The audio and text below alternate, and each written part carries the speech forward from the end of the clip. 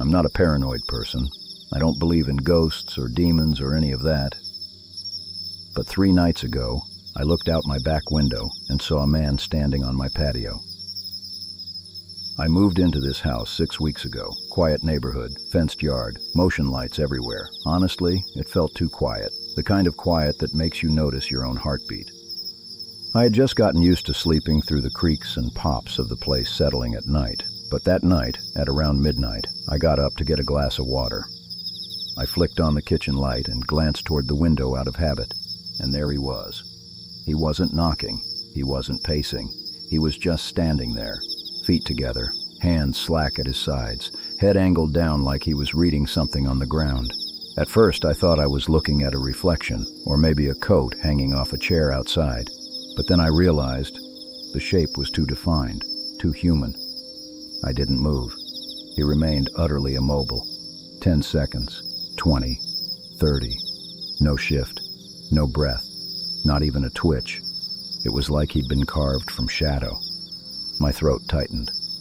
I stepped back, keeping my eyes on him while I reached for my phone. The police arrived within 10 minutes. I watched from the front window as they walked around back with their flashlights. When one of the officers came to my door, she said, "Sir, there's no one back there." I told her I saw him. I insisted. They checked again. Nothing. I barely slept, but by morning I managed to convince myself it was a trick of the light, a reflection, stress, new place, new habits, mind playing games. I almost believed that, until the second night. It was 1:13 a.m. when I woke up. I remember because I checked the clock twice. I wasn't even thirsty. I don't know why I went to the kitchen. Maybe I already knew. The moment I turned the corner and saw the window, my body locked up. He was back.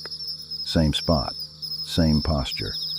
Except his head was angled just a little higher than before. Not much.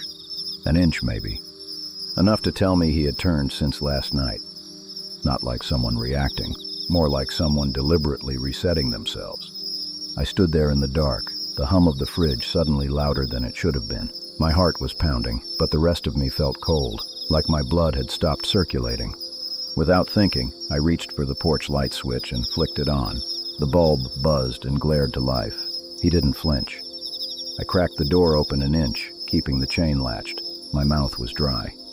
I'd rehearsed a dozen things in my head, threats, warnings, jokes, but all that came out was a shaky whisper. "Hey, what do you want from me?" No response. "Are you hurt, or just trying to scare me?"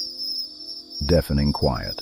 Not stubborn quiet, not defiant, just empty, like I was talking to furniture. I shut the door, locked it twice, then dragged a chair in front of it like that would help. I didn't sleep at all. By the third night, I already knew I'd see him again. I tried to pretend I wouldn't look, but pretending and resisting are two different things.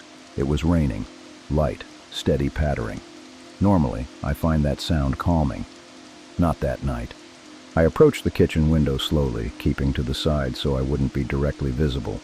Water streaked down the glass in long silver trails, catching the porch light just enough to reflect movement. Except it wasn't movement. It was stillness made visible, the rain dripping off him. He looked wetter this time, like the night had soaked into him rather than bounced off. I stared at him through the glass, trying to detect even the faintest sign of breathing. Nothing. Then I noticed something else. He wasn't slouched anymore. He was standing straighter, like he'd learned that that's how I stand when I'm awake.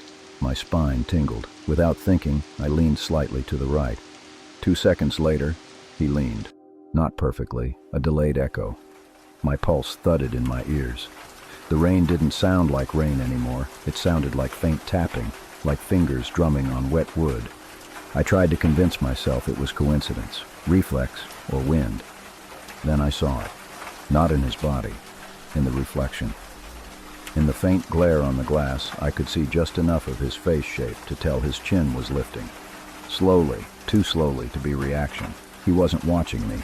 He was copying me, practicing me.